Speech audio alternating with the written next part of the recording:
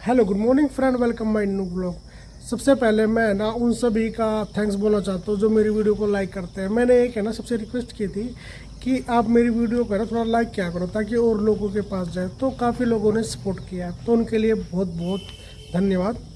और दोस्तों, मैं सबसे एक बार और फिर रिक्वेस्ट करना चाहता हूँ कि अगर आपको है ना कुछ भी है ना, अगर कुछ भी क्वारी वीज़ा के बारे में कुछ भी पूछना हो तो मुझे आप व्हाट्सअप किया करो। ओके, रिकॉर्डिंग सेंड कर दिया करो या फिर चैट किया करो, मुझे कॉल मत किया करो। उसका रीज़न ये है कि अगर आप मुझे कॉल करते हो ना, मान लो मैं वीडियो बना रहा हूँ, कॉल आती है बार बार, ठीक है, कंटिन्यू 4-5 कॉल आ जाती है, इससे मेरी वीडियो वगैरह सब खत्म हो जाती है। जितने भी वीडियो बनाई ना तो उसमें वॉल्यूम नहीं रहते हैं, ठीक है, जो रिंगटोन होती है ना उसकी वॉल्यूम आती है, तो कुछ फ़ायदा नहीं है यार।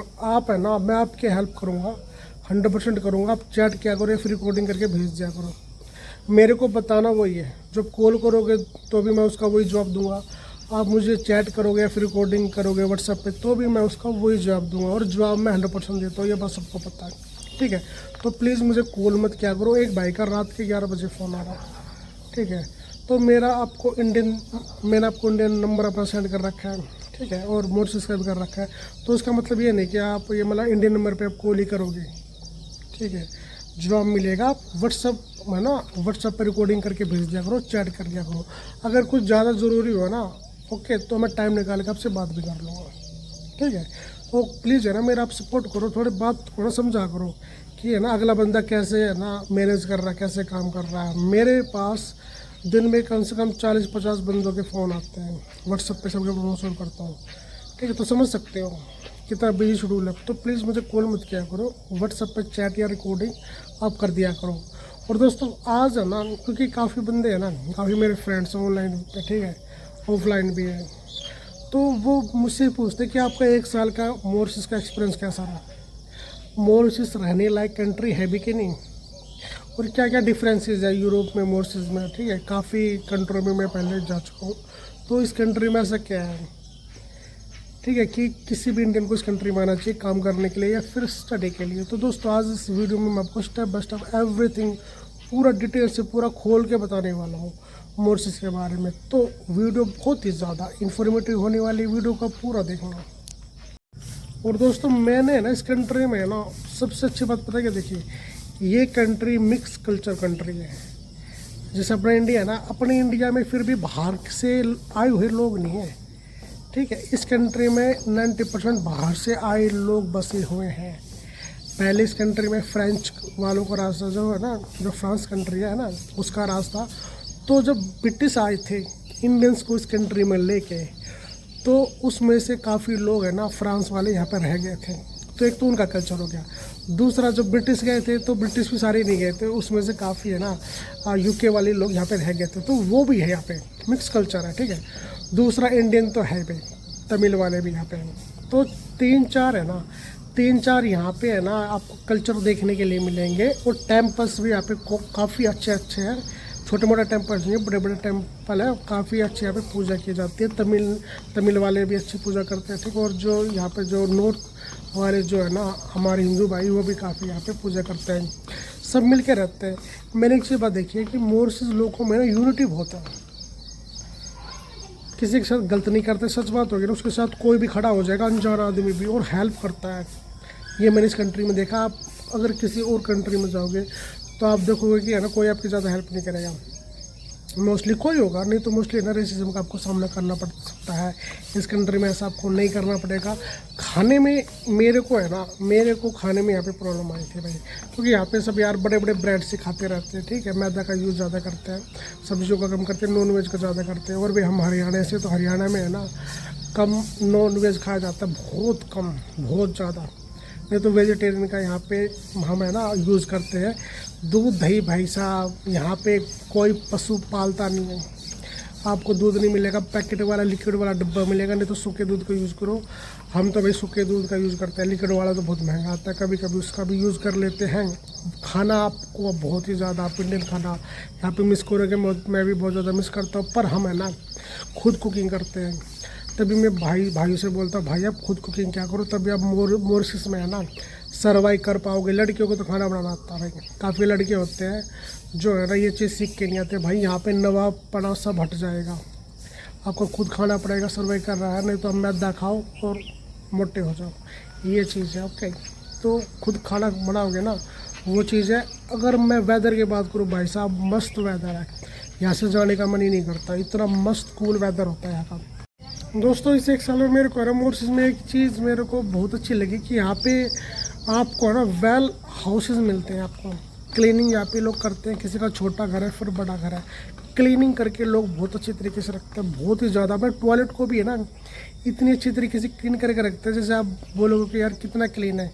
यहाँ पे तो है ना सोना चाहिए, ऐसे मैंने क्लीन टॉयलेट देखे हैं, पूरा मैट मूट लगा के क्लीनिंग करके, परफ्यूम एवरीथिंग, ऐसे मैंने मोर्सिस में घर देखे दोस्तों। एक मेरे जानकार है मोर्सिस में, इंजीनियर है, तो शुरू में जब मोर्सिस में आया था तो उसे जानकारी हो गई थी, तो मैं उनके साथ पार्ट टाइम जॉब करने लग गया था। वो है ना प्लम्बिंग वगैरह करते हैं, इलेक्ट्रिशियन वगैरह, तो वो अपने रिश्तेदार के घर ले गए थे भाई। वहाँ पे जो काम है ना, जो क्लीनिंग है उनके घर में देखे मैंने, पूरे घर में है ना। वॉशरूम की बात बता रहा हूँ मैं आपको, टॉयलेट्स की, जिसमें मैट बिछा रखा है पूरे में, ठीक है, क्लीनिंग करके मैट बिछा दिया, और परफ्यूम वगैरह से एवरीथिंग उसको ढंग से कर रखा है, ठीक है। महक मार रही है टॉयलेट्स में, बता सकते कि टॉयलेट है।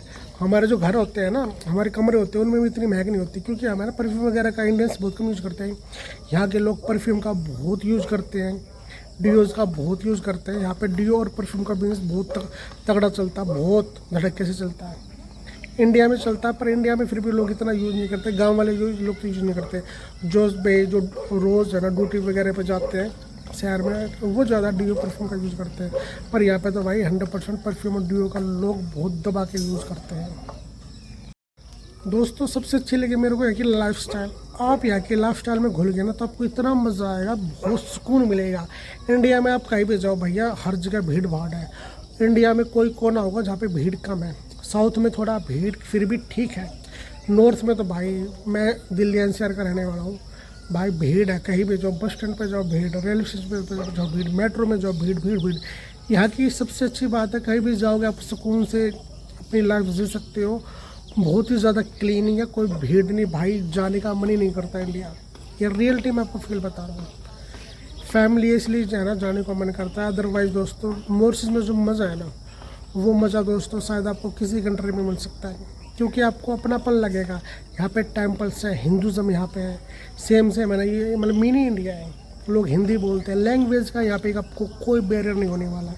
मुझे भी नहीं है, हालांकि मैं तो इंग्लिश में बात कर लेता हूँ, फिर भी जितनी भी आती है समझा देता हूँ, अगले को समझा देता हूँ और अगले की समझ लेता हूँ। फिर भी हिंदी काफ़ी लोग बोलते हैं, कोई इंग्लिश बोलने की यहाँ पे ज़रूरत नहीं है। काफ़ी लोग मुझे कमेंट करते हैं, सर मुझे इंग्लिश नहीं आती। भाई मोर्सिस में अच्छी बात इंग्लिश नहीं आती तो ठीक है, यहाँ पे लैंग्वेज का कोई बैरियर नहीं आने वाला, हिंदी आती है तो आप यहाँ पे आराम से है ना सर्वाइव कर सकते हो। खाने पीने में थोड़ा बहुत है ऊपर नीचे, आपको खुद कुकिंग करनी पड़ेगी। अदरवाइज बड़े बड़े रेस्टोरेंट हैं, इंडियन रेस्टोरेंट भरे पड़े हैं, वहाँ पे खाना खा सकते हो। वो भी कभी कभी होता है क्योंकि महंगे है ना, यहाँ पे खाना पीना बहुत ज़्यादा महंगा है, तो इसलिए बोलता हूँ कि कुकिंग आनी चाहिए आपको। खाने पीने का आप थोड़ा इंडिया मिस कर सकते हो, अदरवाइज और किसी चीज़ में है ना यहाँ पे तो आप है ना मतलब किसी भी कंट्री से है ना कंट्री कम नहीं है। पैसों की बात मैं बताऊँगा, पहले मैं ये बताता हूँ कि दोस्तों देखिए, जैसे अपने इंडिया में जूस वगैरह की है ना स्टॉल रहती है, यहाँ पे ऐसा आपको नहीं मिलेगा। यहाँ इस कंट्री में मैंने एक चीज़ देखी, यहाँ पे जूस वगैरह की आपको स्टॉल बहुत कम, किसी भी थोड़े से है ना कोई एरिया होगा, कोई मॉल वगैरह, उसमें सर आपको जूस पीने को मिल जाएगा। अदरवाइज जूस वगैरह इस कंट्री में ना लोग जूस का काम बहुत कम करते हैं। अगर जूस का काम कोई इंडियन करे ना भाई, वो यहाँ पे अच्छे कमाई कर सकता है, क्योंकि लोग यहाँ पे मोस्टली फिटनेस पे अपना ध्यान देते हैं, बहुत अपनी बॉडी को मेंटेन करने में ख्याल रखते हैं यहाँ के लोग। तो जूस वगैरह करें, यहाँ पे धंधा अच्छा चल सकता है। मैंने काफ़ी बार देखा है, अगर कोई कहीं पे जूस की दुकान होती है ना तो वहाँ पे काफ़ी भीड़ होती है, ठीक है। तो वो चीज़ें मैंने यहाँ पर देखी है। अगर दोस्तों मैं एजुकेशन की बात करूँ ना, तो इस कंट्री में एजुकेशन सस्ती है। सस्ती का मतलब हमारे लिए, हम जब वीज़ा लगा के अगर हम किसी और कंट्री में जाते हैं तो वहाँ पे एजुकेशन काफ़ी महंगी है, ठीक है। अगर हम यूरोप में जाएंगे और किसी भी भारी कंट्री में तो 10-12 लाख हमारा एजुकेशन में लग जाता है। पर यहाँ पे एजुकेशन सस्ती है। एजेंट आपसे कितने पैसे ले, 4-5 लाख रुपये, उतने की एजुकेशन नहीं है। 2.5 लाख तक इस कंट्री में ठीक है, ओके। तो एजुकेशन के हिसाब से ये कंट्री बहुत ही ज़्यादा अच्छी है। यहाँ पे आप एजुकेशन भी कर सकते हो और पार्ट टाइम जॉब भी कर सकते हो। पार्ट टाइम नहीं करते लोग, फुल टाइम करते हैं, तो दबा के आप यहाँ पे पैसा कमा सकते हो। दोस्तों पैसे की बात मैं बता दूँ ना आपको, तो काफ़ी बार मैंने सुना यार अगर स्पेन में जाओगे ना तो वहाँ पे भी अच्छा पैसा नहीं है, बोलते खर्चा निकाल के वो 50-60 हज़ार रुपये बचता है, ठीक है, हमारा के 70 हज़ार रुपये काफ़ी लोग बताते हैं। रोमानिया में जाओगे तो वहाँ तो उससे भी ज़्यादा कम है, ठीक है। तो और यहाँ पे दोस्तों मैं बता दूँ, अगर बंदा 12 घंटे काम करता है अच्छी जगह पे, तो यहाँ पे भी आराम से 50 हज़ार तक बंदा कमा सकता है। कौन नहीं कमाता है पे पैसे? जिनके पास स्किल्स नहीं है, जिनके पास स्किल्स भी नहीं है और वो जॉब के लिए ट्राई नहीं कर रहे हैं, कि काफ़ी जॉब ऐसी है जिनमें आपके पास बस स्किल्स ना हो और उसमें भी काफ़ी पैसा है। मेरे काफ़ी फ्रेंड है जो एक रेस्टोरेंट में काम करते हैं, ठीक है, कोई किचन में काम करता है, कोई सर्विस में काम करता है, ठीक है, कोई रिसेप्शन में काम करता है। सबके 35 हज़ार मोरशियन रुपीज़, यानी कि डबल कर लो, 65-70 हज़ार रुपये कमा रहे हैं। खाना वो देता है, ठीक, खाना आपको है ना रेस्टोरेंट वाला देता है, ठीक है, रहना नहीं देता, खाना देता है। तो काफ़ी फैसिलिटी है ना वो आपको देते हैं। रेस्टोरेंट में तो खाना रेस्टोरेंट का रहता है, तो खाने का पैसा बच जाता है। और काफ़ी ऐसी जगह है, ठीक है, जिनके पास स्किल्स है तो उसको अच्छा पैसा कमा रहा है। तो भाई अपने ऊपर डिपेंड होता है, किसी कंट्री में बुराई करने से है ना कुछ फ़ायदा नहीं है। अगर आप में है ना कुछ दम ही नहीं का, ठीक है, कुछ कला ही नहीं है आपके अंदर, टैलेंट ही नहीं है, तो आप कहीं भी जाओ तो पैसा आप नहीं कमा पाओगे, बुराई करते रहोगे हर किसी कंट्री की। लोग कनाडा की बुराई करते हैं, पर कनाडा में भी काम है, काम ढूंढोगे, टाइम लगता है यार, थोड़ा टाइम लगता है, टाइम लगाना पड़ेगा, सर्च करनी पड़ेगी, मेहनत करनी पड़ेगी, 2-3 महीने स्टार्टिंग में सब स्टार्ट हो जाता है। तो ये मेरे साथ हुआ था, स्टार्टिंग में मुझे भी काफ़ी जॉब की प्रॉब्लम हुई थी। तो दोस्तों मैं आपको बात बताता हूँ, एजेंट आपको कोई भी जॉब देगा ना, आप सेटिस्फाई मुश्किल हो पाओगे।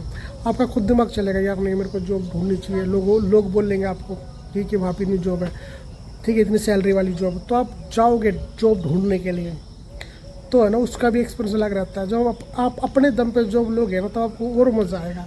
मैंने जो ये जॉब ली थी ना, तो मैंने है ना खुद ढूंढ के ली थी जॉब, ठीक है, तो अलग ही एक मज़ा आया था। और दोस्तों मैं सबको एक राय देना चाहता हूँ, प्लीज़ आप इस कंट्री में आए हो ना तो ये ड्रिंकिंग स्मोकिंग वगैरह करना छोड़ दो, नहीं तो दोस्तों कुछ फ़ायदा नहीं है इस चीज़ों का, ठीक है। जो लोग ये करके जाते हैं ना वो इस कंट्री में सर्वाइव नहीं कर पाते, जो ड्रिंकिंग करते हैं, जो स्मोकिंग करते हैं, 6-7 महीने में इस कंट्री को छोड़ के चले जाते हैं। और जो रहने वाले हैं वो 2-2, 3-3 साल से भी रह रहे हैं। सबसे अच्छा फ़ायदा मुझे ये लगा इस कंट्री का कि आप है ना स्टडी वीज़ा को एक्सटेंड भी करा सकते हो। हालांकि यहाँ का स्टडी वीज़ा वर्क वीज़ा में कभी भी कन्वर्ट नहीं होता है, ठीक है। पीआर लेना स्टडी वीज़ा पे, पीआर यहाँ पे बहुत ही मुश्किल है। अगर वर्क वीज़ा है ना तो आप उस पर पीआर ले सकते हो, पर उसके लिए बहुत आपको लंबे समय तक रहना पड़ सकता है। बिजनेस वीज़ा पे और इन्वेस्ट पे आपको इस कंट्री में बहुत ही जल्दी आपको पीआर मिल जाएगी। दोस्तों जो मैंने आज आपको इस वीडियो में बताया ना वो तो मात्र 10% मैंने आपको बताया, क्योंकि है ना वीडियो काफ़ी लेंथी हो जाती है, इसलिए मैंने आपको 10% बताया, क्योंकि लोग है ना पूरी वीडियो देख नहीं पाते ना, इतना टाइम नहीं लगता, तो इसलिए मैंने आपको 10% बताया। मैं और इसका और एक पार्ट बताऊँगा, काफ़ी ऐसी चीज़ें बताने वाला हूँ कि आप चौंक जाओगे। दोस्तों आज की वीडियो अगर आपको अच्छी लगी ना प्लीज़ कमेंट कर देना, वीडियो को लाइक करना और शेयर ज़रूर करना वीडियो को। ओके तो दोस्तों मिलते हैं नेक्स्ट व्लॉग में, थैंक यू।